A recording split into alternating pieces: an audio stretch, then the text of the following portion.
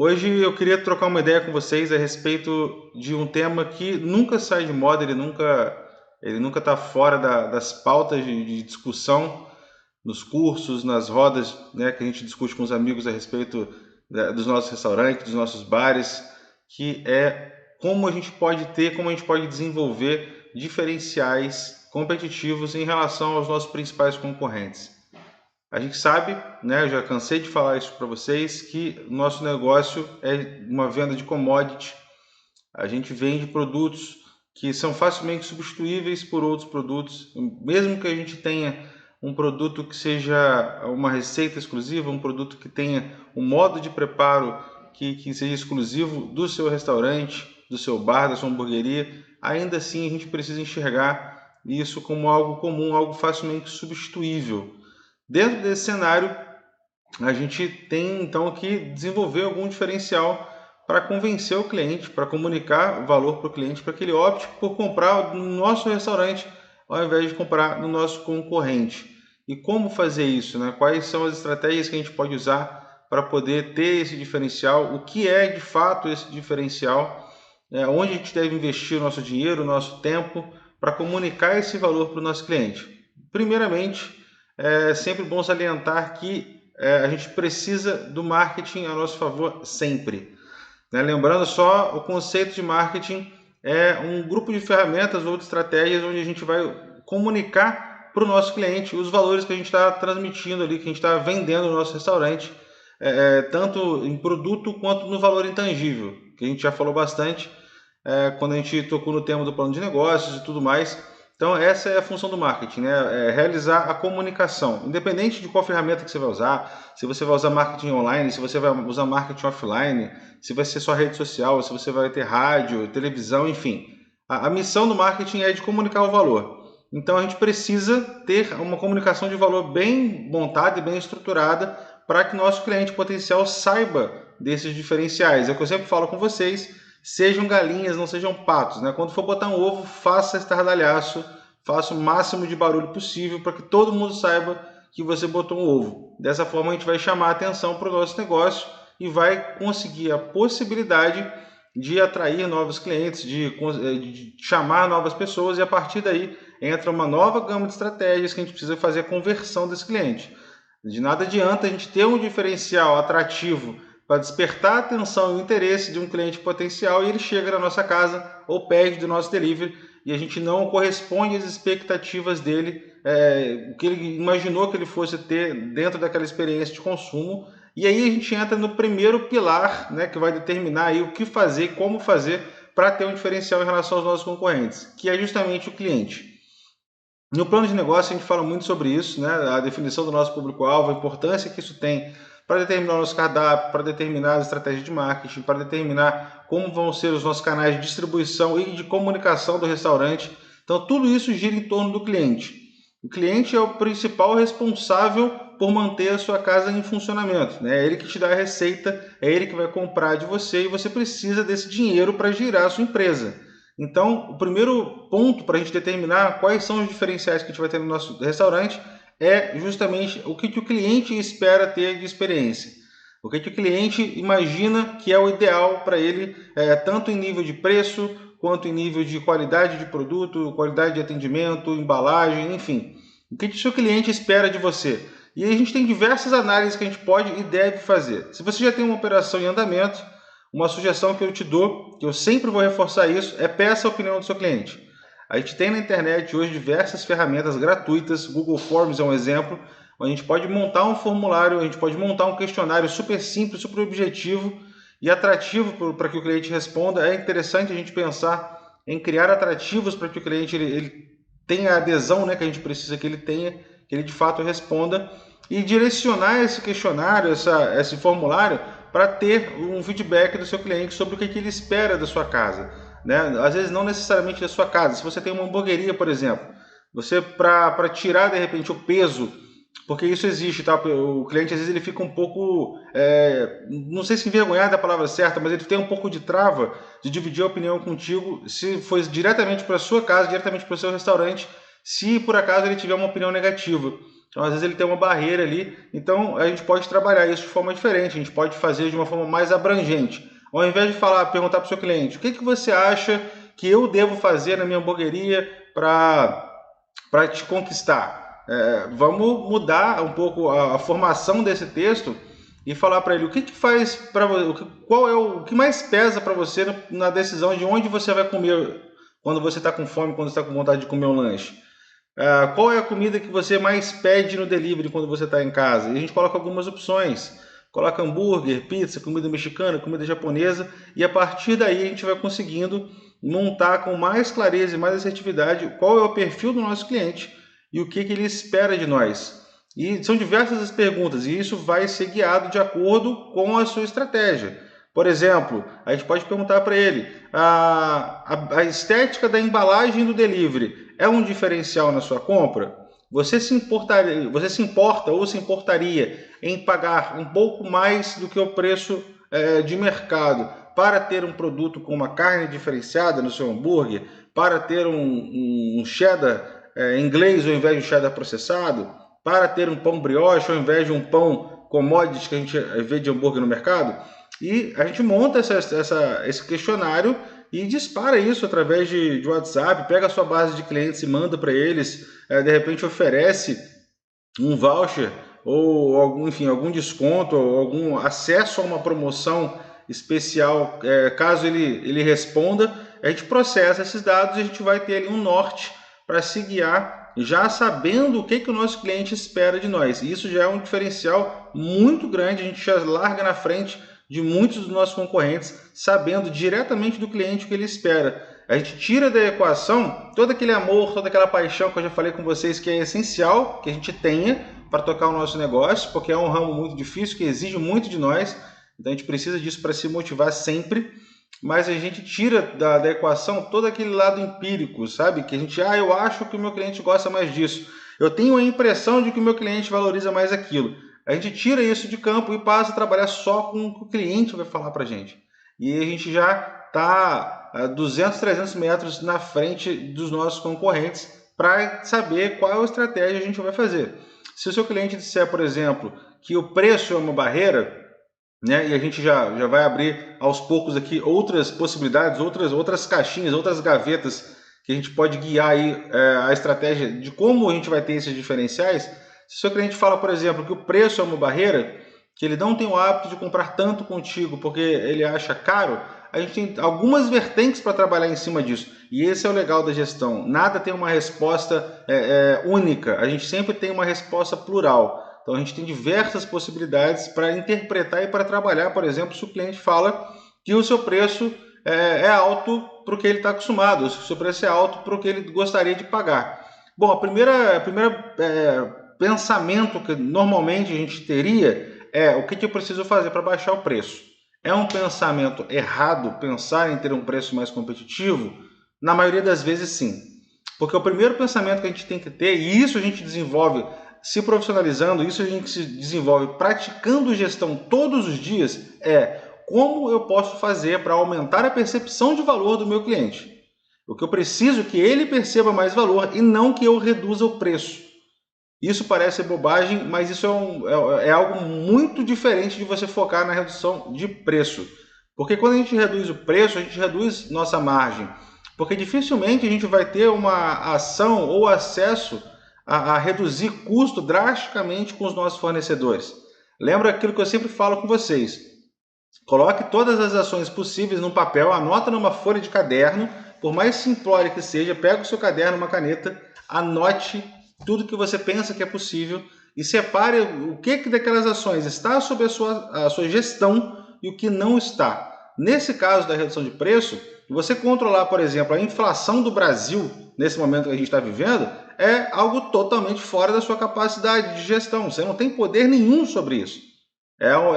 São regras ditadas pelo mercado, tem influências internacionais, enfim, comércio exterior, demanda, exportação e importação, é algo muito amplo, muito vasto, perto da nossa capacidade de gestão, perto do nosso restaurante. Eu posso ter outras ações para tentar reduzir meu custo, rever os meus processos, rever a minha folha, rever os meus custos fixos, toda aquela estrutura de custos que a gente já montou ou que a gente vai montar no nosso plano de negócio para tentar ter um preço competitivo. Mas por que esse não é o melhor caminho? Além de você ter provavelmente uma redução na sua rentabilidade, né, na sua margem de contribuição, ou seja, quanto que vai entrar de fato no seu bolso quando você vender aquele produto, quando a gente usa o preço como chamariz, seja no início da operação, olha, eu vou começar um restaurante novo e quero já entrar bancando o preço de todos os meus concorrentes. Ou então, tenho um restaurante já em funcionamento, mas estou passando por um momento difícil e vou baixar os meus preços para atrair mais público. O público que você vai atrair, ele não vai ser atraído, 90% dele não vai ser atraído pelo valor que você está gerando, e sim pelo preço que você está cobrando. E qual é o problema disso? Quando a gente trabalha com preço, a gente normalmente trabalha com volume de venda. Se eu estou usando um preço, vamos partir do seguinte princípio, pessoal. A gente tem diversos concorrentes que atuam na mesma praça que a gente, né, na sua cidade, diversas padarias, diversos restaurantes que servem marmita, diversas hamburguerias ou pizzarias, e a gente, por mais que tenha algum diferencial entre os públicos-alvo, a gente divide uma parcela muito grande do público entre nós, entre você e os seus concorrentes. O seu concorrente, ele provavelmente, se ele trabalhar, né, de uma forma legal, obviamente, ele provavelmente não vai ter uma estrutura de custo absurdamente diferente da sua. Provavelmente os fornecedores que ele tem não serão todos diferentes dos seus. Provavelmente vocês vão compartilhar muitos desses fornecedores também. Então, como que você vai entrar no mercado praticando um preço mais agressivo que ele e vai garantir a sustentabilidade do seu negócio? Uma coisa é a gente fazer uma ação promocional com prazo limitado, com prazo para acabar, vinculado a alguma data, uma campanha sazonal, uma campanha em função de algum evento esportivo, enfim, e baixar o nosso preço até para reduzir, até algumas vezes estrategicamente zerando o nosso ganho, mas a gente usa aquilo como um chamariz para atrair as pessoas e depois a gente volta o nosso preço para o patamar normal. Né? Dentro da ficha técnica que a gente montou, com a precificação que a gente usou, a gente volta para aquele preço que garante para a gente a rentabilidade que a gente precisa para a manutenção do restaurante e para ter o nosso ganho, para ter o nosso lucro, para ter o nosso dinheiro no bolso. Se você entra com um preço muito abaixo do seu concorrente, qualquer flutuação que tiver no mercado, qualquer aumento que você tiver de insumo, você vai ou condenar 100% ou muito perto disso toda a margem de lucro que você tem, porque você se amarrou no volume de venda. Se o mercado se comporta de alguma forma e de repente retrai o consumo, você está no mato. Você vai ter uma queda de volume de venda, de receita, e você não vai ter estrutura financeira para cobrir isso. Então, ver o preço como diferencial é algo que eu particularmente não te indico. Guerra de preço normalmente mata todo mundo que está envolvido nessa guerra, porque a gente não consegue controlar o custo na mesma proporção que a gente consegue controlar o nosso preço. Nosso preço, a gente coloca o preço que a gente quiser. Né? A gente já falou aqui sobre estratégias de precificação, a importância do CMV, do markup, da análise da concorrência, na definição do nosso preço de venda, mas a gente competir preço é extremamente perigoso. Então, não enxergue preço como um diferencial.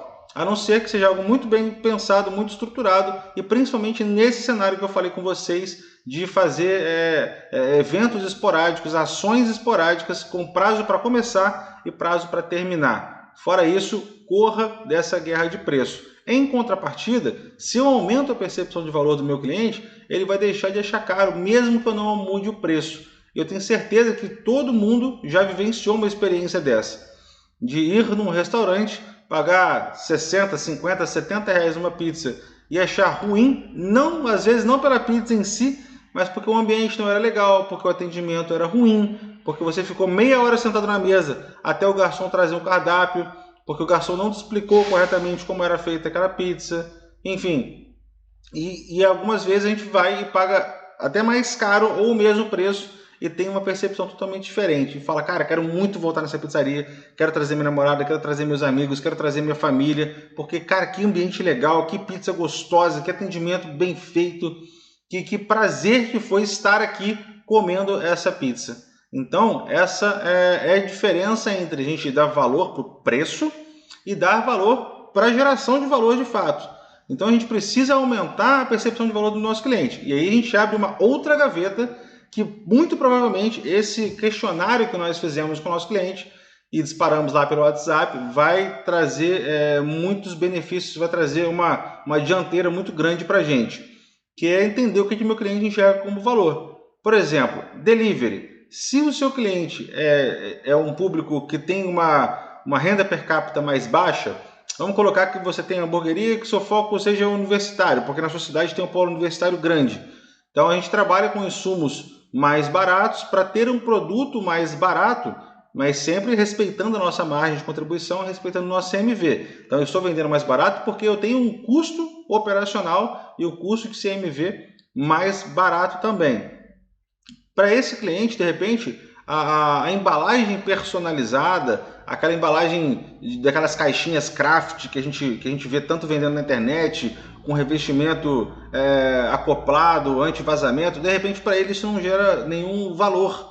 Isso pode aumentar o seu preço de venda ou pode reduzir a sua margem de contribuição e não vai gerar valor nenhum para o seu cliente.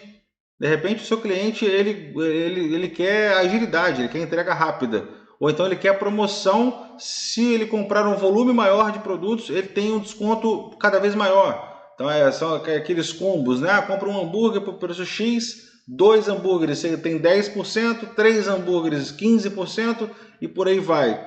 De repente, se você tem uma outra hamburgueria, com uma outra proposta de valor, você trabalha com hambúrgueres maiores, você trabalha com uma produção própria de blend, você faz o seu próprio pão ou compra um pão brioche super especial de um produtor artesanal da sua cidade, você busca atingir um público totalmente diferente.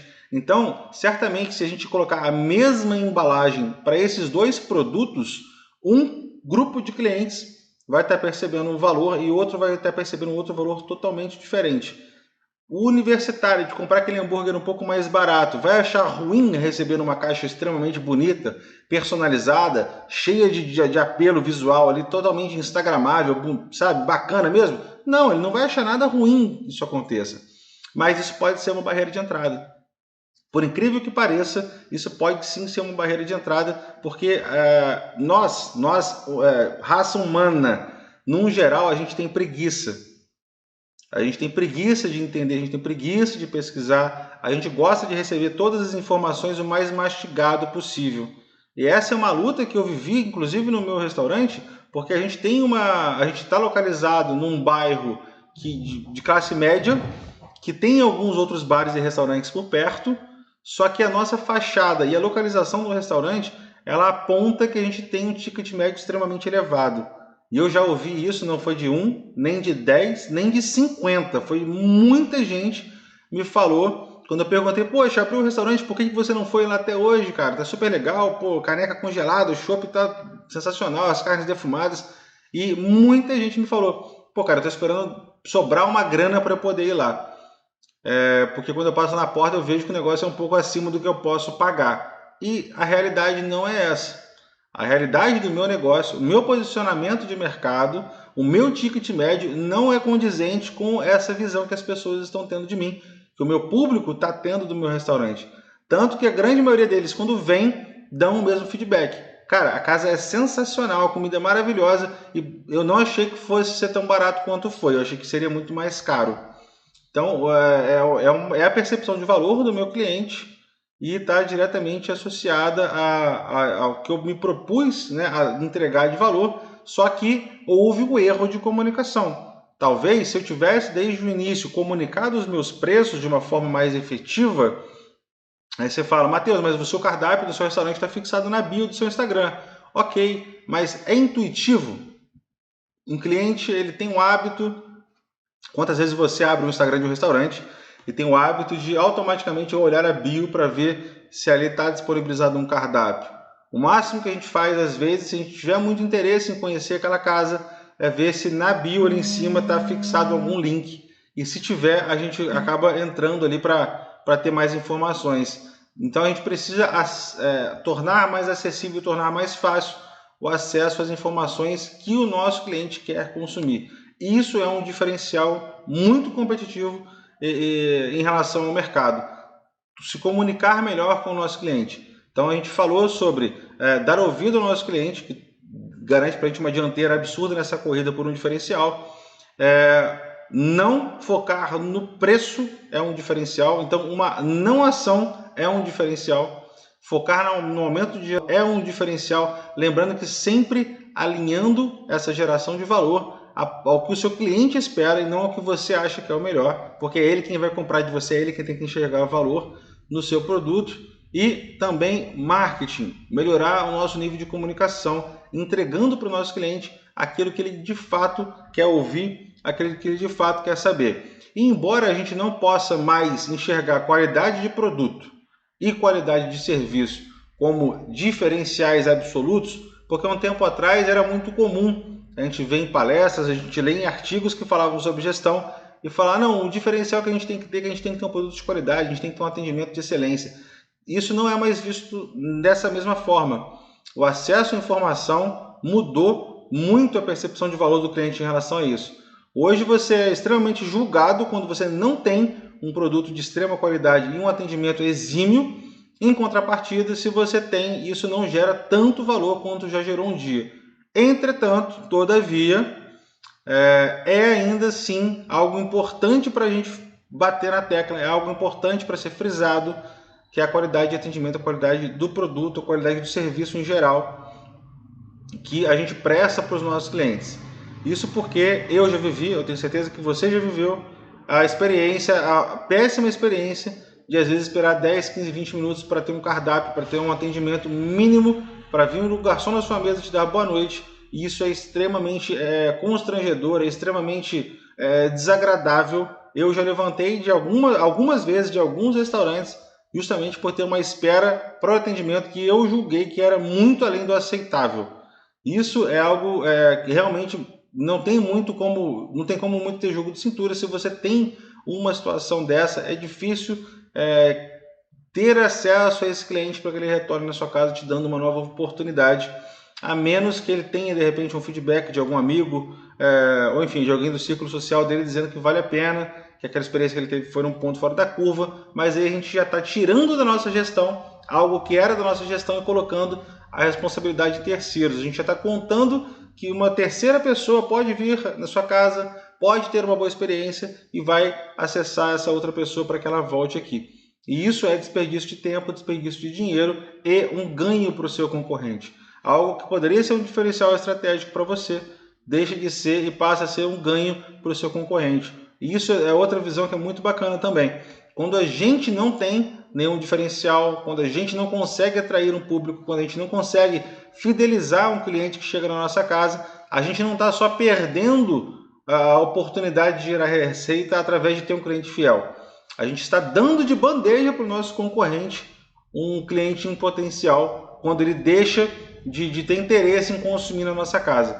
Então o diferencial ele não serve só para dar um upgrade no seu restaurante, na sua operação, mas automaticamente quando o cliente ele se torna fiel a você, ele deixa de consumir no seu concorrente. A concorrência ela sempre vai ser muito bem-vinda, principalmente para o nosso cliente, mas para nós também, né, ela sempre nos força a buscar a nossa melhor versão, a reduzir o nosso custo, a melhorar a nossa operação, a melhorar a nossa casa, a melhorar as nossas receitas, mas para o cliente ela é muito bem vista por conta justamente dessa briga.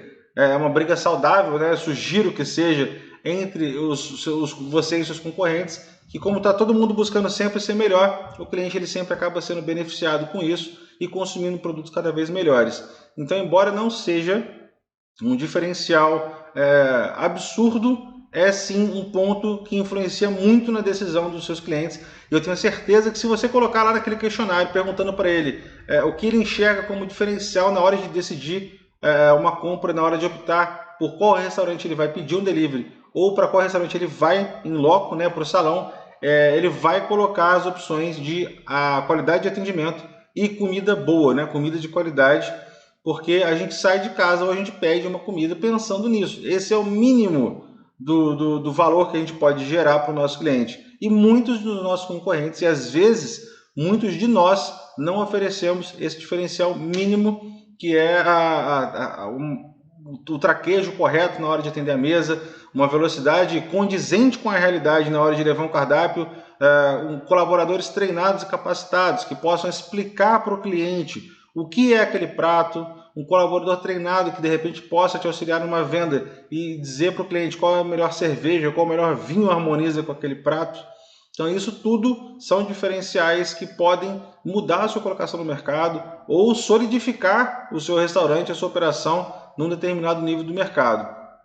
Então, só relembrando, não vá no preço, escute o seu cliente, aumente a sua percepção de valor, invista no marketing, se comunique da melhor forma possível, passando as informações que o seu cliente quer receber e no formato que ele quer receber.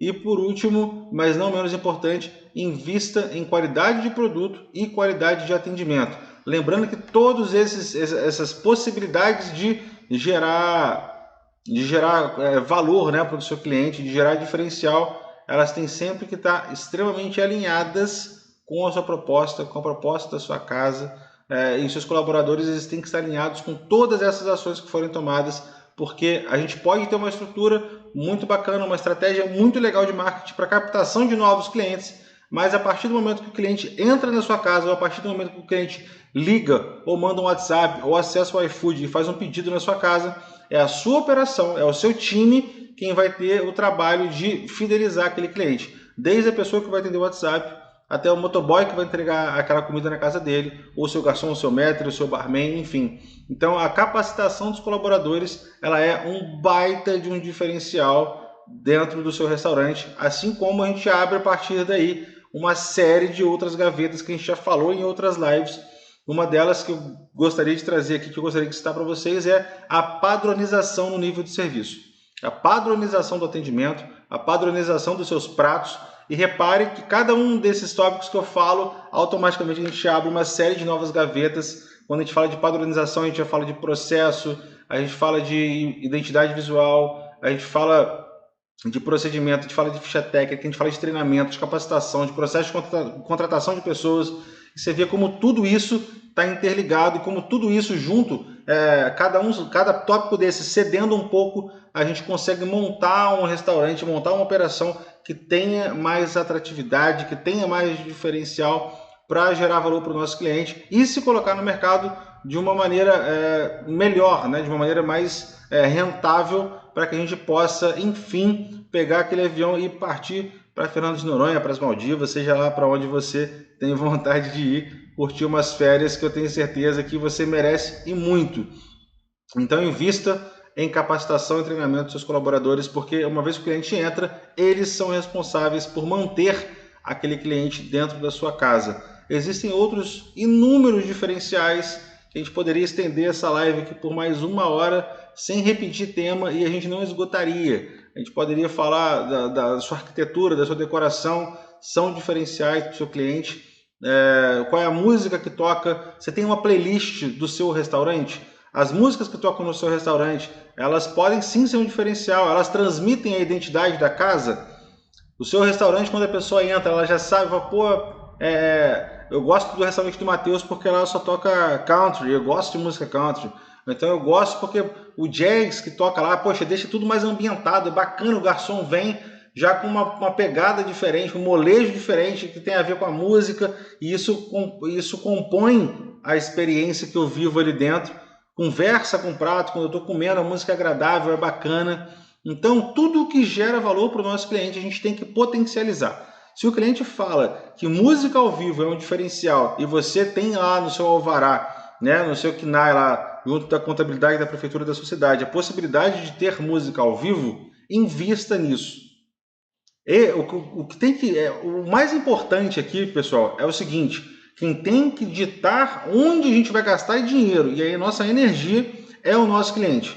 Uma vez que ele disse que diferencial para ele é a música, nós temos que investir na música, a gente não tem que investir na embalagem.